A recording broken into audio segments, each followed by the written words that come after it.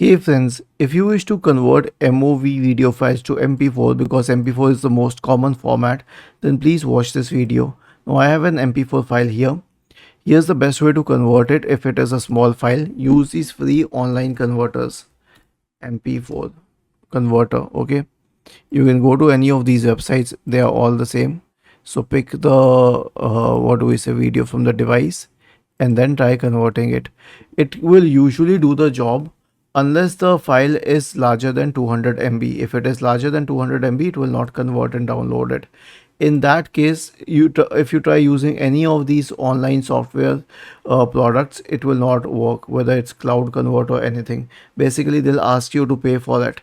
And if you wish to get it done for free, I'll give you this one option. It is for free, you don't need to pay for it. It has a paid version, but don't use the paid version, just use the free one. It's called Video Block all-in-one converter. So I tried a lot of tools and I know that this one will help you convert it. Now I will not show it on this one because I don't want to promote any software product.